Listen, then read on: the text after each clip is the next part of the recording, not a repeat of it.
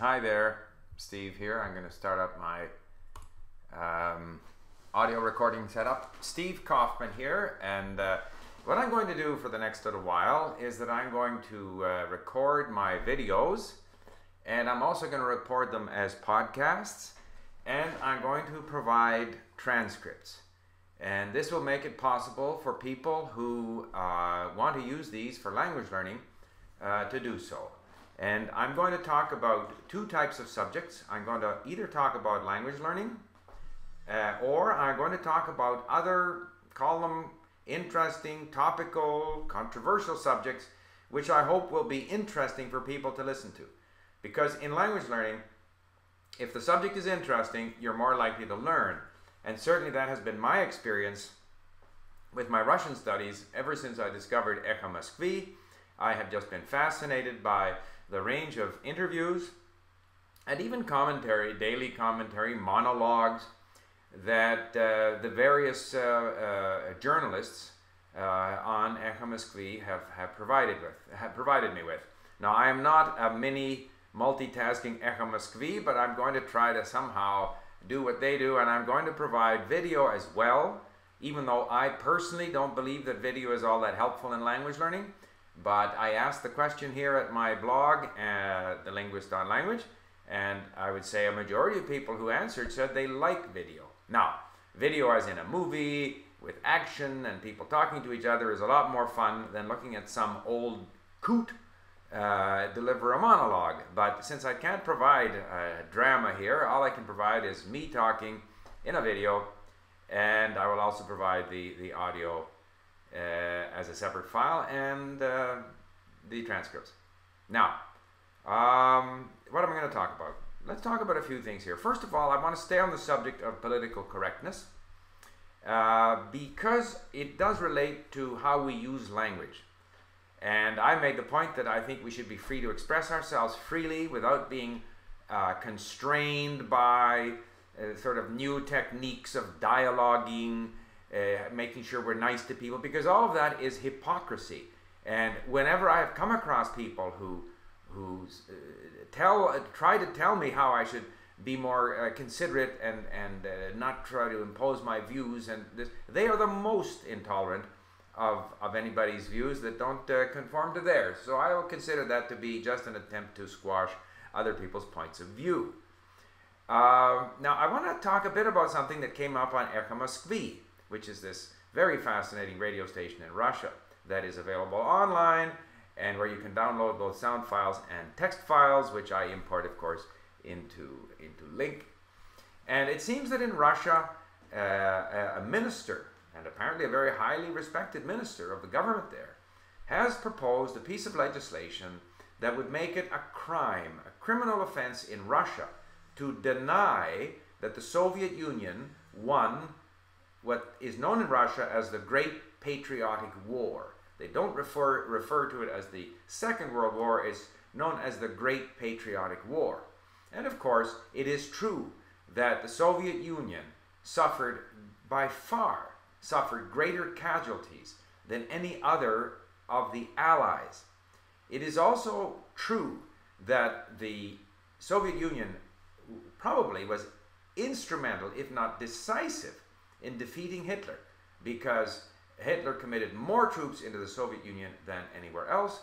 There were some absolutely monumental battles like Stalingrad, and the combination of the Soviet manpower, industrial capability that was set up back of the front in the Urals, weathered to some extent, but mostly this absolutely incredible mobilization of the human and industrial resources of the Soviet Union was responsible for the defeat of Hitler. Now, why would you have a law that made it a criminal offense to deny that the Soviet Union won the war? Are there people out there saying that the Soviet Union lost the war? I haven't heard them. And many of the commentators on Echo Moskvy were of the same tone, that this was rather unnecessary. And I think a vote amongst their listeners found 75% who said that this was not necessary. However, it raises some interesting points. as, again, the commentator on Echo Moskvi made the point. Well, he said, what if you, for example, there's a very famous film there was a film, a documentary that was produced in Russia, which said that the Russian army was poorly prepared, poorly led in certain of their battles, and this contributed to massive losses which were unnecessary. In other words, they criticized some of the actors, some of the officers, or some of the people who were involved in the Russian defense of the motherland. Now, a leader of the Veterans Association in Russia has said that the person who created this documentary not only should be put in prison, but he should be hanged. Good old, I find that tone in Russia is very common. They don't come at you in half measures. It's hang him. Because, of course, he has offended the memory of many people who died defending Russia against Hitlerism and eventually defeating Hitler. So should we be allowed to say things that might offend people? What if it's true that there were officers who were incompetent or drunk or committed troops to battle before they were ready and caused unnecessary loss of life and so forth and so on? Should we not be allowed to say that? It's similar to the discussion we've had in Canada about the massive bombing of civilian targets in Germany during the war by the Royal Air Force, the British Royal Air Force. And 25% of those airmen that flew over Germany, and obviously they risked their lives, and they were considered heroes, and these were dangerous missions. But what they did was that they just totally massacred civilians in a number of cities. Dresden is always raised as the sort of German Hiroshima, but in fact the numbers in Dresden have been grossly exaggerated for a variety of reasons, and what happened in Dresden is no different from what happened in Hamburg and a number of other cities. Are we not allowed to question the tactics and strategies that were used at that time in warfare? Maybe we are, maybe we aren't. I don't know. Personally, I would be in favor of freedom of speech, and that we should be able to question some of those decisions. And similarly here, freedom of speech, I've been discussing this, we now have this political correct movement in North America. Yeah, that reminds me, there is a Canadian 75-year-old man of Aboriginal origin from Saskatchewan who served in the Canadian Army and who was given the Order of Canada and is highly regarded in the Native community, and who has on several occasions, and in one occasion he gave a speech where he said the Jews were responsible for the war, Hitler had the right idea in frying 6 million of them, and he said the most ghastly things. He was initially accused of spreading hate.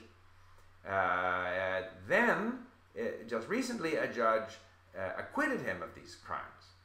Now, on the one hand, I think it's perfectly harmless for someone like this to say what he said, and if not such a big fuss had been made about it, nobody would have paid much attention. They would have just said he's a foolish old man. Now they've turned it into a major incident, so that his words have been written all over our newspapers. But now the judge acquits him and says he's acquitted because he didn't really mean these comments to be public. So, I mean, of course that's totally ridiculous, because he said these at a public meeting, and he repeated them on several occasions. So he meant it. There's no question. He's just a stupid old man. Don't pretend that... But of course the only reason he's acquitted is because he's Native, because that's a protected group. If his name had been John MacDonald, member of, sort of high-class Anglo-Waspish society, he would have been, castigated, and there would have been hand-wringing, and we have to fight racism, this is very bad, it's widespread, we got to do something. So it all depends on who you are. And I didn't, we're going to run out of time on this first video, but I also wanted to comment a little bit on this fellow David who's come at me on this whole political correctness front, but I'll have to do that in another video. Bye for now.